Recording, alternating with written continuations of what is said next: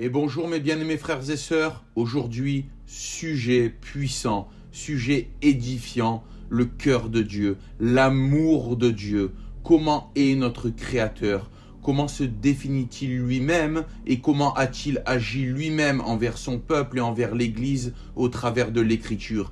Il est le Dieu qui vous crie « Revenez à moi, reviens à moi, demeure en moi, demeure dans ton premier amour ». Beaucoup de gens considèrent le Dieu de l'Ancien Testament comme étant un Dieu dur, un Dieu colérique, un Dieu mauvais, un Dieu difficile à comprendre. Et dans le Nouveau Testament, nous voyons un Dieu d'amour, un Dieu de paix, un Dieu qui sauve, un Dieu de miséricorde, un Dieu rempli de bonté. Il n'y a rien de plus faux, mes frères et sœurs. Et je peux vous certifier que dans les moments de tribulation que j'ai eu dans ma vie, le réconfort spirituel que donnent les Écritures, la majeure partie de mon temps, je l'ai trouvé dans l'Ancien Testament. De l'Ancien au Nouveau Testament, Dieu est le même. Il est le même hier, aujourd'hui, éternellement. Il ne change pas. Il est le Dieu chez lequel il n'y a même pas une ombre de variation due au changement. Il est le même éternellement.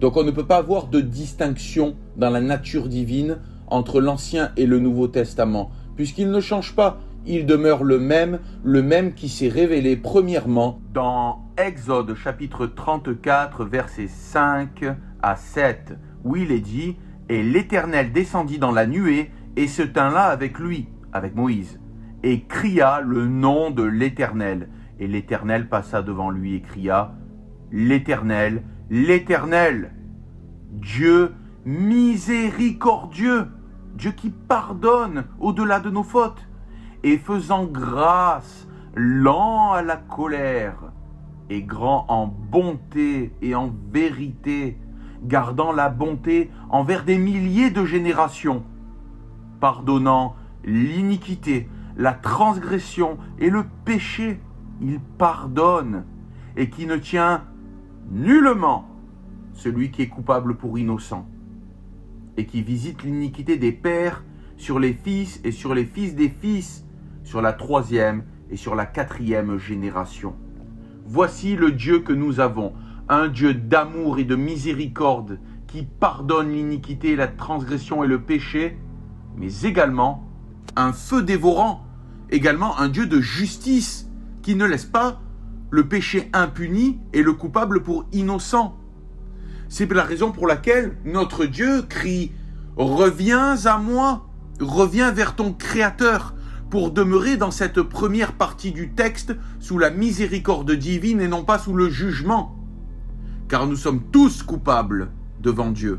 Cependant, il y a ceux dont les péchés ont été pardonnés, ou celui qui était innocent a été fait coupable à notre place, le Seigneur de gloire Jésus-Christ, et il y a ceux qui devront payer pour leurs péchés, car l'enfer est un lieu réel. La damnation du péché, une damnation éternelle, le jugement dernier est une réalité.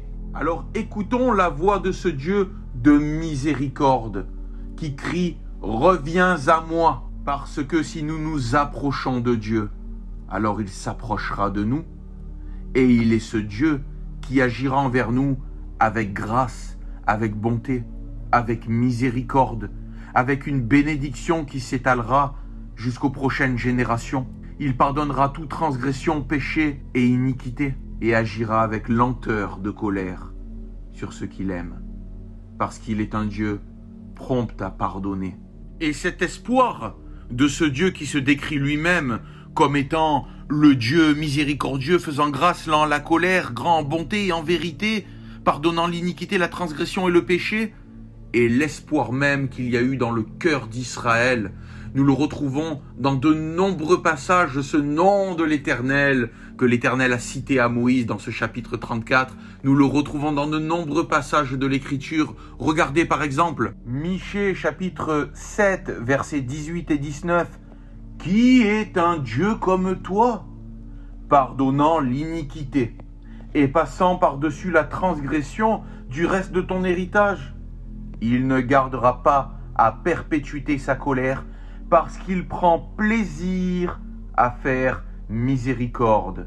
Il aura encore une fois compassion de nous. Il mettra sous ses pieds nos iniquités, et tu jetteras tous leurs péchés dans les profondeurs de la mer. Regardez Lamentation de Jérémie, chapitre 3, versets 19 à 23. Souviens-toi de mon affliction et de mon bannissement, de l'absinthe et du fiel, de la souffrance dans laquelle Jérémie passe. Mon âme s'en souvient sans cesse, et elle est abattue au-dedans de moi. Je rappelle pourtant ceci à mon cœur. C'est pourquoi j'ai de l'espérance. Ce sont les bontés de l'Éternel que nous ne sommes pas consumés. C'est grâce à la bonté de l'Éternel que le peuple d'Israël n'a pas été complètement détruit, car ses compassions ne cessent pas. Et d'autres versions, ces compassions n'arrivent jamais à une fin. Elles sont nouvelles chaque matin. Grande est ta fidélité. Cet amour de Dieu pousse l'homme à la repentance. Il appelle « Reviens à moi ». Dieu est un Dieu juste. Ceux qui ne reviennent pas à lui sont corrigés parce que Dieu est un Père et il corrige ceux qui l'appellent pour qu'ils retournent dans le bercail de la vie éternelle. Il les ramène. Comme la 100e brebis s'enfuit, il laisse les 99 autres et va chercher la 100e qui est perdue dans le désert et il la ramène avec joie dans le bercail de la vie.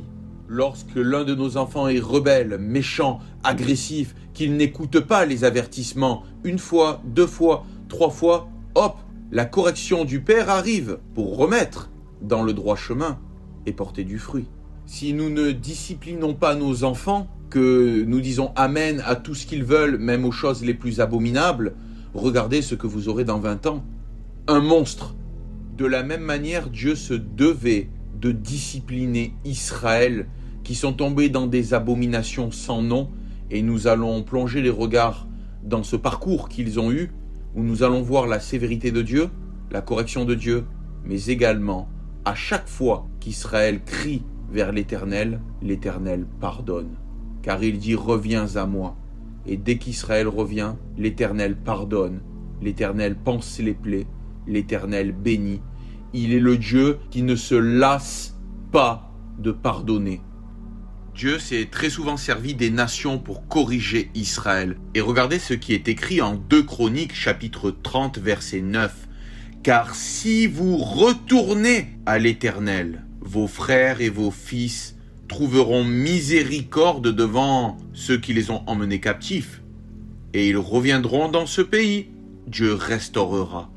Car l'Éternel votre Dieu fait grâce et est miséricordieux, et il ne détournera pas sa face de vous si vous revenez à lui. » Si nous nous éloignons, que nous perdons notre premier amour, si nous péchons ou tombons dans le péché, revenez à l'Éternel de tout votre cœur et il ne détournera pas sa face de nous.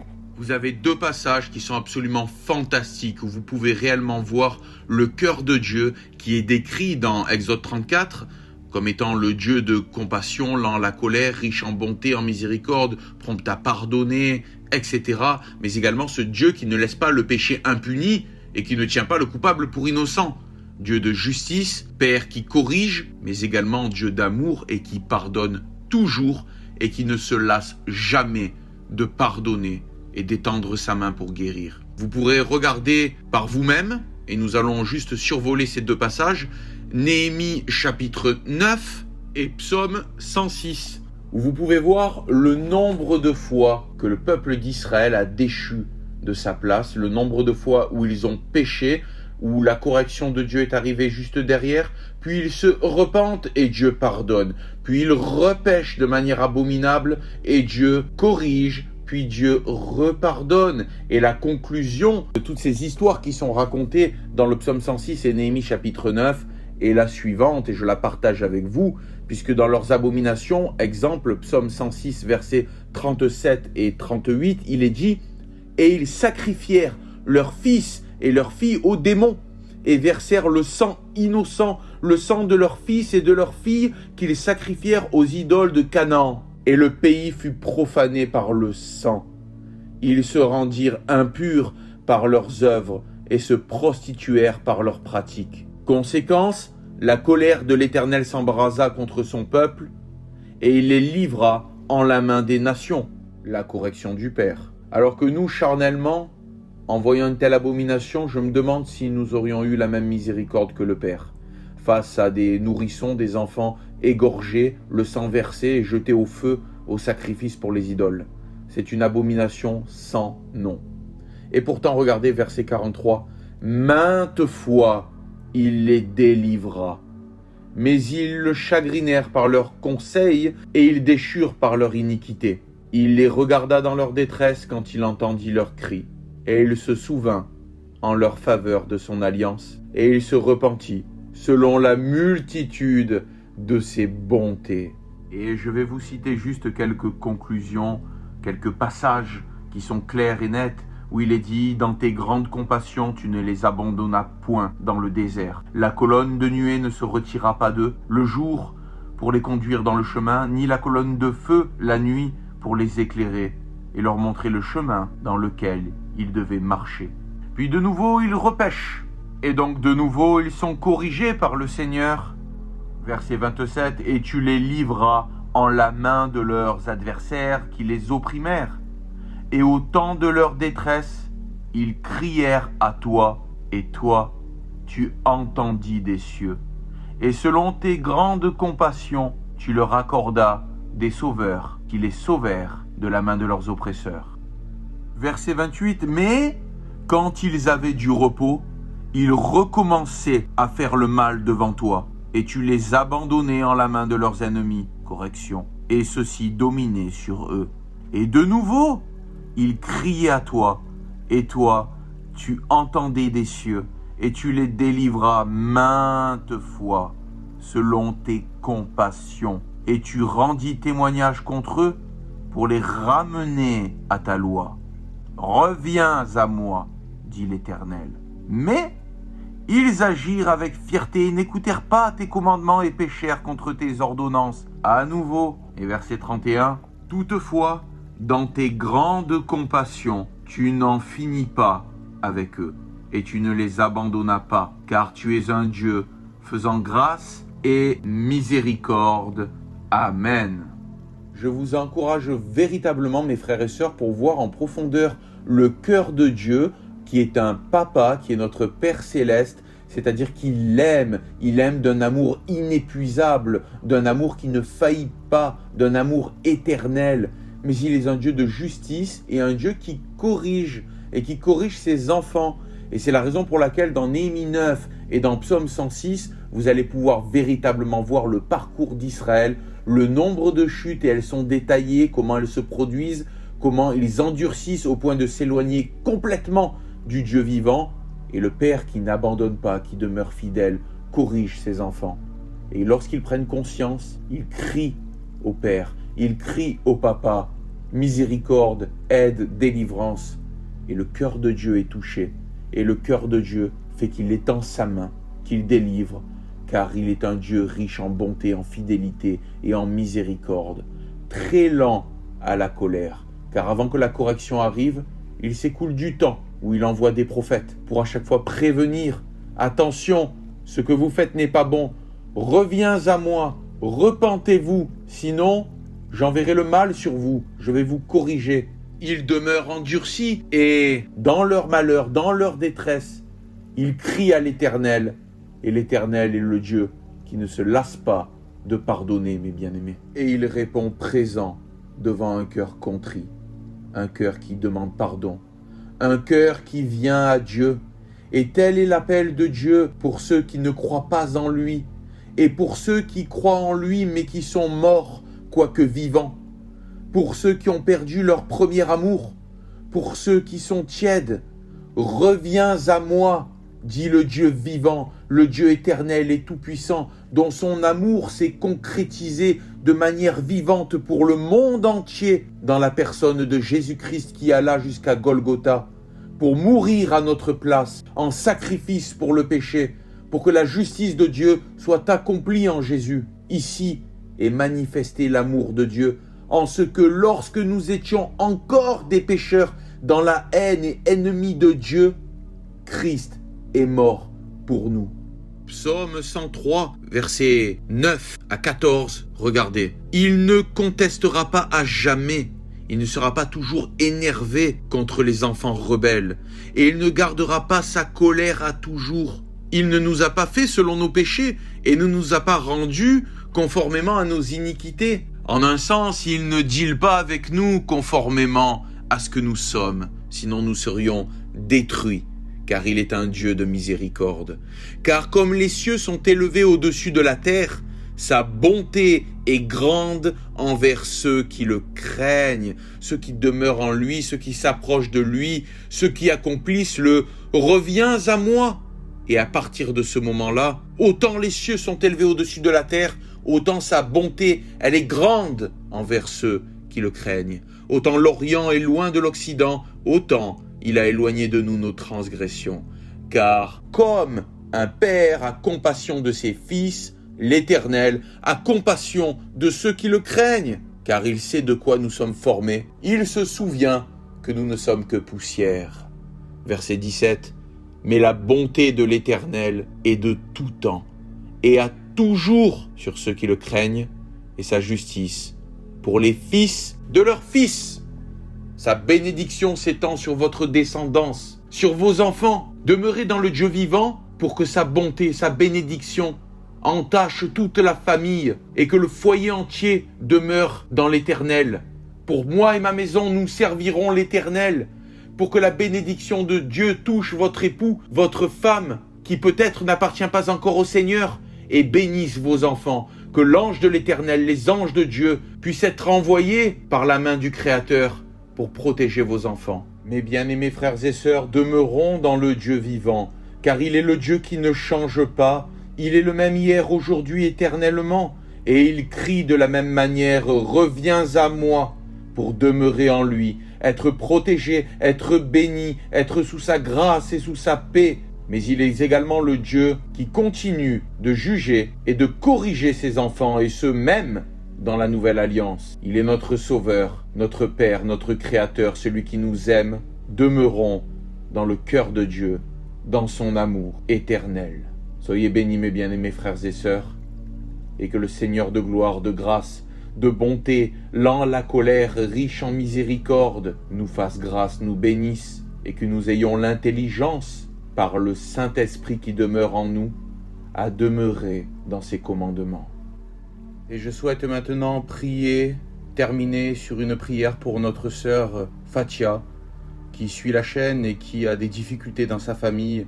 Et je vous demanderai de joindre vos prières aux miennes, mes bien-aimés, afin que nos prières montent devant le trône de grâce, tel un parfum de bonne odeur, ô mon Dieu, car tu vois les cœurs qui te sont fidèles, les cœurs qui sont revenus à toi, les cœurs qui sont devant toi à genoux, un cœur contrit, un cœur qui t'aime, Seigneur. Et je te demande, j'implore ta miséricorde afin que tu répandes de ton Saint-Esprit sur la maison de Fatia, afin que son homme puisse fléchir le genou devant le Seigneur de gloire, devant le chemin, la vérité et la vie, ton Saint-Fils, Jésus-Christ de Nazareth, que ton Saint-Esprit lui perce le cœur maintenant, dans la gloire de ton Saint-Nom, ô mon Dieu, pour qu'ainsi, comme Noé a été sauvé avec toute sa famille, lui le seul juste sur terre, tu l'as fait rentrer dans l'arche, mais non pas seul, Seigneur, avec toute sa famille, afin que Fatia, qui est dans l'arche, puisse être rejoint par son homme et par ses enfants, Seigneur. Tu es le Dieu de la famille, et tu es le Dieu dans lequel je crois.